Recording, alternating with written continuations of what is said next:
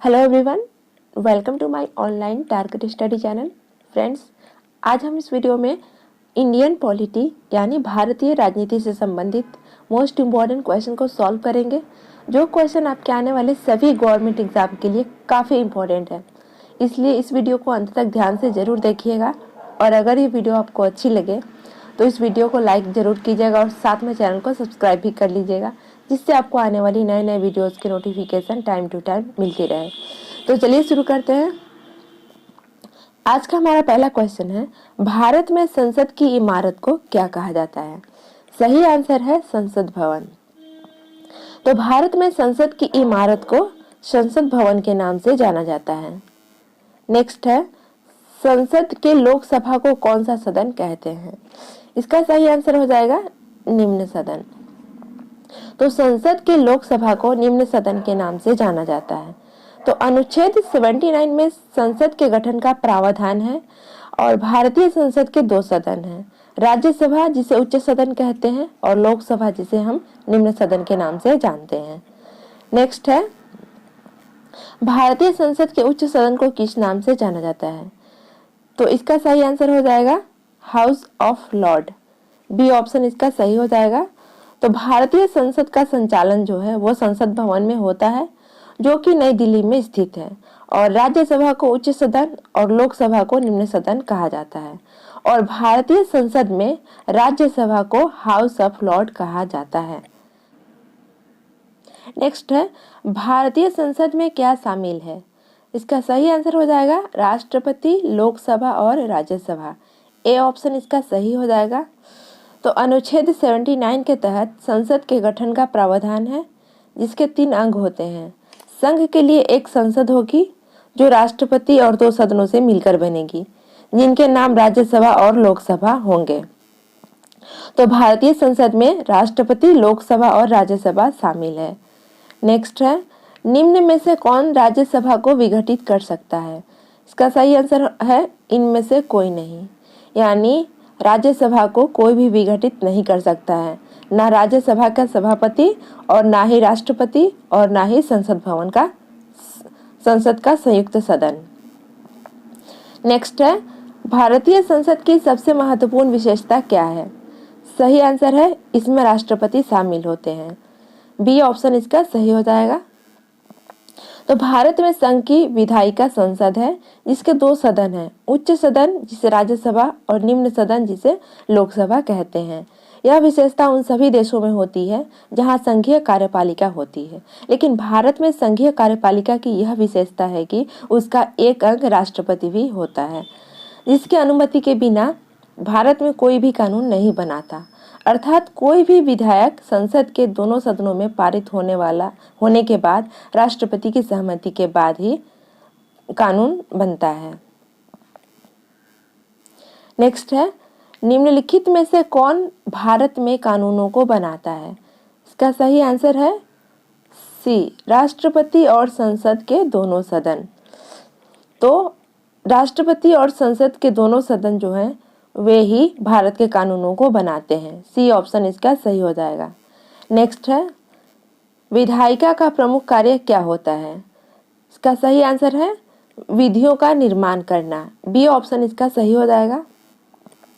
तो विधायिका का मुख्य कार्य देश और राज्यों के विधियों का, अधिनियमों का निर्माण करना होता है तथा कार्यपालिका का कार्य कानूनों या अधिनियमों को लागू कराना होता है। नेक्स्ट है, राज्यसभा के सदस्यों की कुल संख्या कितनी होती है? सही आंसर है 250। इसका सी ऑप्शन सही हो जाएगा। तो अनुच्छेद 80 के तहत राज्यसभा के गठन का प्रावधान है, जिसमें अधिकतम सदस्यों की संख्या 250 है। इसमें से 238 सदस्य राज्यों तथा केंद्र शासित प्रदेशों का प्रतिनिधित्व करते हैं और 12 सदस्य राष्ट्रपति द्वारा मनोनीत होते हैं, जो कला, साहित्य, विज्ञान और समाज सेवा के क्षेत्र में ख्याति प्राप्त हो। लेकिन वर्तमान में राज्यसभा में 238 सदस्यों में से 233 सदस्य ही राज्यों तथा केंद्र शासित प्रदेशों का प्रतिनिधित्व करते हैं। नेक्स्ट है, राज्यसभा के सदस्यों का सेवा काल कितना होता है? सही आंसर है 6 वर्ष का। इसका डी ऑप्शन सही हो जाएगा। तो राज्यसभा के प्रत्येक सदस्य का कार्यकाल 6 वर्ष का होता है, जो कि राज्यों द्वारा अप्रत्यक्ष रूप से एकल संक्रमणीय मत द्वारा चुने जाते हैं। नेक्स्ट है, राज्यसभा के सदस्यों का चुनाव किसके द्वारा किया जाता है? इसका सही आंसर है, राज्यसभा के सदस्यों का चुनाव विधानसभा के चुने हुए सदस्यों के द्वारा होता है। ए ऑप्शन सही हो जाएगा। तो अनुच्छेद 80 के तहत राज्यसभा के सदस्यों का चुनाव राज्य विधानसभा के निर्वाचित सदस्यों द्वारा होता है। यह चुनावी प्रक्रिया एकल स्थानांतरणीय मत द्वारा संपन्न होती है। नेक्स्ट है, राज्यसभा का सभापति कौन होता है? इसका सही आंसर है भारत का उपराष्ट्रपति। सी ऑप्शन इसका सही हो जाएगा। तो राज्यसभा का सभापति भारत का उपराष्ट्रपति होता है। तो अनुच्छेद 64 और अनुच्छेद 89(1) के अनुसार राज्यसभा का सभापति भारत का उपराष्ट्रपति होगा और उसकी अनुपस्थिति में सभापति के रूप में उपसभापति कार्य करेगा, जो राज्यसभा के सदस्यों द्वारा चुना गया होगा। नेक्स्ट है, भारत का प्रधानमंत्री बनने की न्यूनतम आयु क्या होगी यदि वह राज्यसभा का सदस्य है? इसका सही आंसर है 30 वर्ष। बी ऑप्शन इसका सही हो जाएगा। तो भारत का प्रधानमंत्री बनने की न्यूनतम आयु जो होगी वो होगी 30 वर्ष यदि वह राज्यसभा का सदस्य होगा। भारत का प्रधानमंत्री किसी भी सदन का सदस्य हो सकता है। यदि वह राज्यसभा से है तो उसकी आयु कम से कम 30 वर्ष और यदि वह लोकसभा से है तो उसकी आयु कम से कम 25 वर्ष होनी चाहिए। नेक्स्ट है, राज्यसभा का सदस्य बनने के लिए किसी व्यक्ति की न्यूनतम आयु कितनी होनी चाहिए? सही आंसर है 30 वर्ष। बी ऑप्शन इसका सही हो जाएगा। तो अनुच्छेद 84(b) में राज्यसभा के सदस्यों के लिए कम से कम 30 वर्ष तथा लोकसभा के सदस्यों के लिए कम से कम 25 वर्ष की आयु निर्धारित की गई है। तो राज्यसभा का सदस्य बनने के लिए किसी व्यक्ति की जो कम से कम न्यूनतम आयु होनी चाहिए वो होनी चाहिए 30 वर्ष।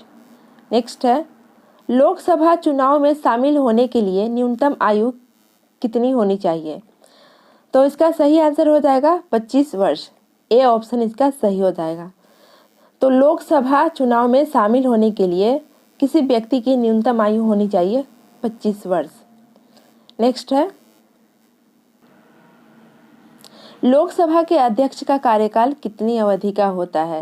इसका सही आंसर है 5 वर्ष की अवधि का। सी ऑप्शन इसका सही हो जाएगा। तो लोकसभा अध्यक्ष लोकसभा का सदस्य होता है, अतः लोकसभा के प्रत्येक सदस्य का कार्यकाल अधिकतम 5 वर्ष का होता है। इस प्रकार लोकसभा का अध्यक्ष का कार्यकाल भी 5 वर्ष का होता है। तो इसका सही आंसर हो जाएगा लोकसभा के अध्यक्ष का कार्यकाल 5 वर्ष का होता है। नेक्स्ट है, जनता का सदन को लोकसभा का नाम किस वर्ष दिया गया था? सही आंसर है 1954 में। ए ऑप्शन इसका सही हो जाएगा। तो जनता की सदन को लोकसभा का नाम 1954 में दिया गया था। लोकसभा संसद का निम्न सदन होता है जिसके सदस्य जनता के द्वारा प्रत्यक्ष रूप से चुने जाते हैं, इसलिए इसे जनता का सदन भी कहा जाता है। तो 14 मई 1954 के बाद से जनता का सदन को लोकसभा के नाम से जाना जाता है। नेक्स्ट है, भारतीय संसद का जनता द्वारा निर्वाचित सदन निम्न में से कौन सा है? सही आंसर है लोकसभा। बी ऑप्शन इसका सही हो जाएगा। तो भारतीय संसद का जनता द्वारा निर्वाचित सदन जो होता है वो होता है लोकसभा। नेक्स्ट है, लोकसभा में अधिकतम सदस्यों की संख्या क्या है? सही आंसर है इसका सी 552। तो लोकसभा में अधिकतम सदस्यों की संख्या जो होती है वो होती है 552। तो अनुच्छेद 81 में लोकसभा के गठन का प्रावधान है जिसमें अधिकतम सदस्य संख्या 552 होगी। इनमें से 530 सदस्य राज्यों से और 20 सदस्य संघ शासित क्षेत्रों से जनता द्वारा प्रत्यक्ष निर्वाचित होते हैं, जबकि 2 सदस्य आंग्ल भारतीय समुदाय से राष्ट्रपति के द्वारा मनोनीत होते हैं। तो वर्तमान में लोकसभा सदस्यों की कुल संख्या 545 है। इनमें 530 सदस्य राज्यों में और 13 सदस्य संघ शासित क्षेत्रों से तथा राष्ट्रपति द्वारा मनोनीत 2 आंग्ल भारतीय समुदाय के सदस्य हैं। नेक्स्ट है, राज्यों से लोकसभा में कुल सदस्यों की संख्या कितनी है? इसका सही आंसर हो जाएगा 530, बी ऑप्शन इसका सही हो जाएगा। तो राज्यों से लोकसभा में कुल सदस्यों की जो संख्या है वो है 530। नेक्स्ट है, राष्ट्रपति द्वारा संसद लोकसभा में कितने आंग्ल भारतीय समुदाय के सदस्यों को मनोनीत किया जाता है? सही आंसर है 2, ए ऑप्शन इसका सही हो जाएगा। तो राष्ट्रपति के द्वारा लोकसभा में 2 आंग्ल भारतीय समुदाय के सदस्यों को मनोनीत किया जाता है। तो अनुच्छेद 331 के अनुसार यदि राष्ट्रपति को महसूस होता है कि लोकसभा में आंग्ल भारतीय समुदाय का पर्याप्त प्रतिनिधित्व नहीं है, तो वो आंग्ल भारतीय समुदाय के 2 सदस्यों को लोकसभा में मनोनीत कर सकता है।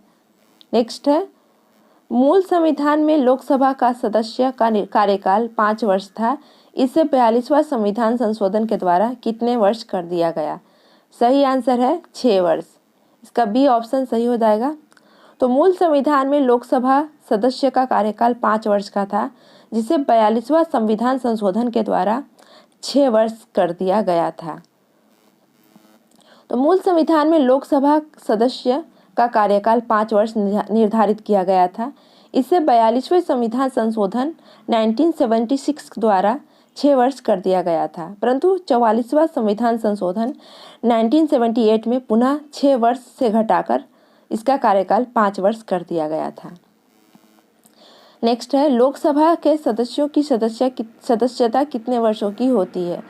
सही आंसर है 5 वर्षों की, इसका डी ऑप्शन सही हो जाएगा। तो लोकसभा के सदस्यों की सदस्यता जो होती है वो 5 वर्षों की होती है।